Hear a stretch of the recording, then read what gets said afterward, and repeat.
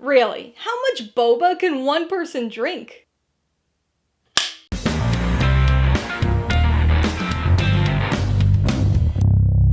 Hey everybody, welcome to Mainly Movies. Today I'm going to be talking about the 2025 action comedy, Love Hurts. If you're new here, please consider subscribing for a variety of movie-related content like reviews, rank lists, and trailer reactions. All my reviews include a breakdown of the pros and cons, my rating, and even some tailored film recommendations, so be sure to watch through to the end of this video for all that extra content.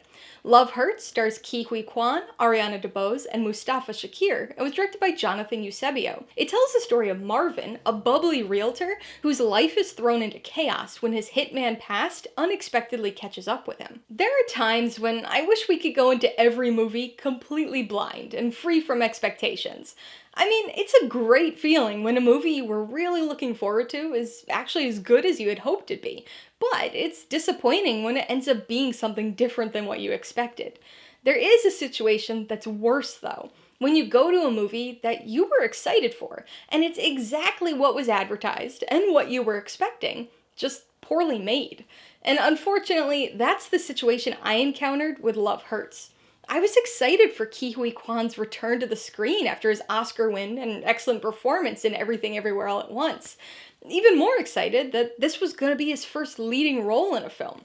And even though the hitman whose past comes to haunt him premise is very familiar at this point, I tend to enjoy these stories, and the action comedy angle looked like a ton of fun. So much so that Love Hurts actually made it onto my most anticipated list for this year. But sadly, this movie just left me thoroughly underwhelmed. Now, you might be thinking, but how can that be? This stars two recent Oscar winners. Well, this film takes good talent and a promising premise that should have been an easy action comedy win and throws it all away with a bad screenplay. The story here is a poorly constructed and completely unnecessarily convoluted mess. All tell and very little show, this screenplay is almost constantly referring to events in the past before it even properly establishes the characters and events of the film's present. And I do mean referring to. With the exception of one or two very brief flashbacks, this information is simply spoken by characters. I would say probably half of the script is exposition of some sort. Now, I'm somebody who doesn't mind some exposition. I know I have a higher tolerance for it than the average filmgoer, but even I have to say it was clunky and excessive here. Perhaps partly due to the overabundance of exposition, nothing really comes together here well, plot or character-wise, and nearly every attempt at an emotional beat, romantic or otherwise, falls completely flat. To be perfectly honest, this screenplay feels like it was cobbled together in multiple stages. I get the feeling that this film began life as something completely different, and morphed into an action comedy once Ke Huy Quan was attached. Then, after an early February release date was set, the romantic subplots and Valentine's Day setting were added. And then, after filming and realizing those romantic elements weren't coming across believably, extra exposition and a lot of eye-rolling voiceover internal monologue were added.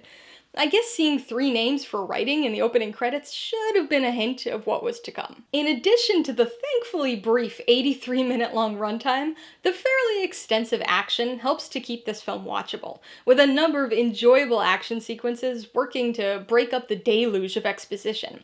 Even though it feels a bit overly rehearsed at times, the action choreography here is entertaining and shows the occasional flourish of creativity.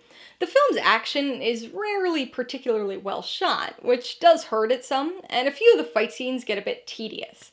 The filmmakers seemingly tried to overcome this by adding a bit more blood and brutality, but that ends up making it all feel a little tonally jarring at times.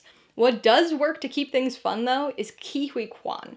Just like we saw in Everything Everywhere All at Once, we get some more of that extremely entertaining dichotomy of his super sweet, happy-go-lucky personality being paired with his unexpectedly effective and agile fighting skills. And speaking of Ke Huy Quan, he's easily the best part of this film. Now, it's true that he has next to no romantic chemistry with Ariana DeBose, and he's forced to deliver some absolutely awful dialogue here, but neither of those things are his fault. Blame the casting director and multitude of writers. Instead, Quan had to work with what he was given here, which was admittedly not very much, but he makes the most of it.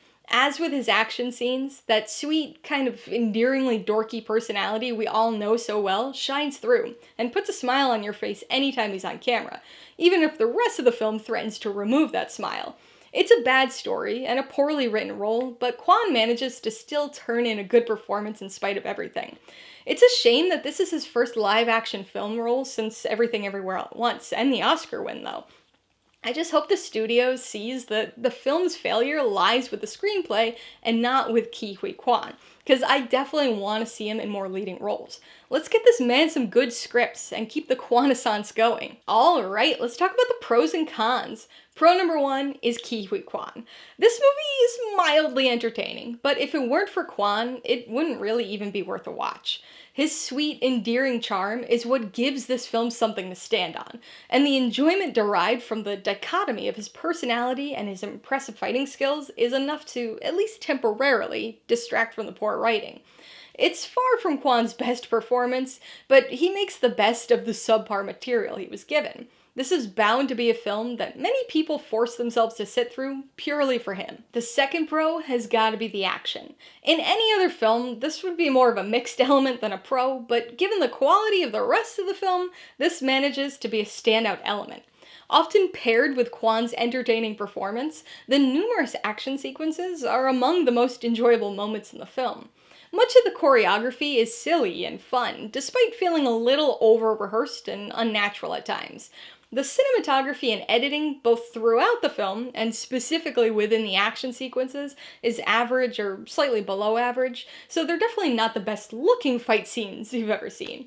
The filmmakers tried to compensate for that by ramping up the blood and brutality, and it works at times, but feels a bit unnecessary at others. I will say though, you will never look at a boba straw the same way again. On the con side, the biggest issue is the screenplay.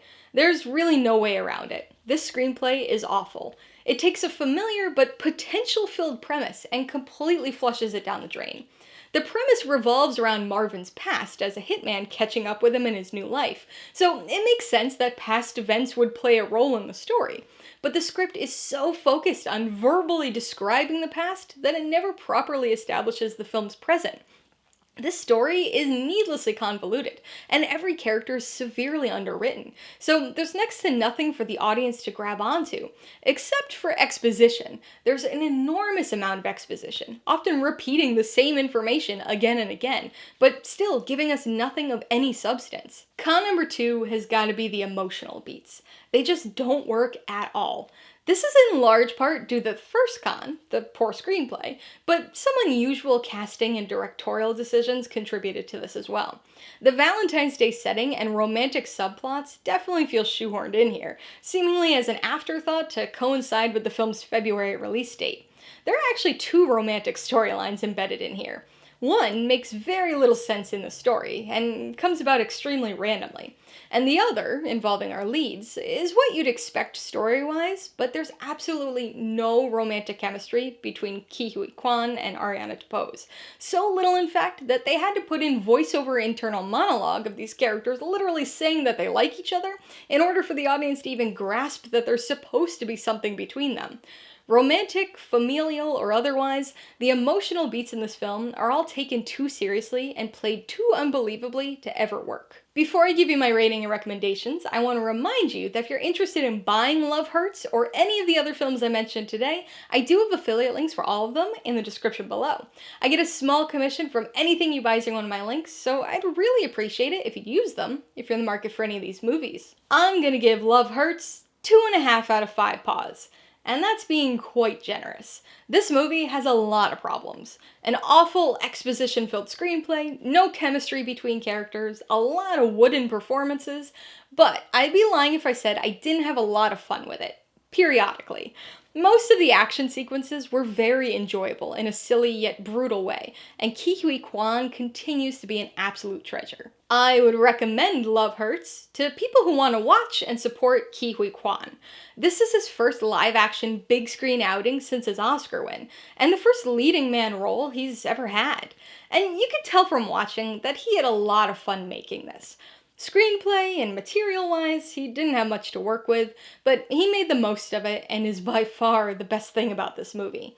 Action fans will likely have some fun with this as well, but if you were like me and drawn to the film because of its familiar but fun-sounding action comedy premise, I think you're probably going to be very underwhelmed, because this bad screenplay just tanks the movie. If you liked Love Hurts, I would recommend Nobody. Boasting a somewhat similar premise, this film focuses on a mild-mannered ex-assassin turned family man who's forced to return to his old ways after his family is threatened. Bob Odenkirk doesn't quite have Quan's innocent charm, but this fun and entertainingly violent film is far better made. If you'd like another short, stylistically similar movie, you might want to watch Drive Away Dolls. With another fun-sounding, if familiar, premise, this is primarily a frequently crude road comedy. However, it's got a similarly underwritten story that never quite capitalizes on its premise. This one does have good chemistry between its leads, though. And if you just want another good Quan movie, you've definitely got to watch Everything Everywhere All at Once. This is a wild multiverse film that, unsurprisingly, offers a bit of everything. But in his role as Waymond, Quan gets to show off his fighting skills and his endearingly sweet charm in extremely entertaining dichotomy. Alright, a couple questions for you guys. Number 1, have you seen Love Hurts? If so, what'd you think of it? And number 2, what's your favorite movie about a former hitman or assassin? Be sure to let me know in the comments below so we can get a discussion going. Alright, so if you got some enjoyment, insight, or information on this review, I'd appreciate if you hit that like button. And if you haven't done so already, please hit subscribe if you're at it to see more videos like this. Till next time, this has been Alyssa with Mainly Movies, the way life should be.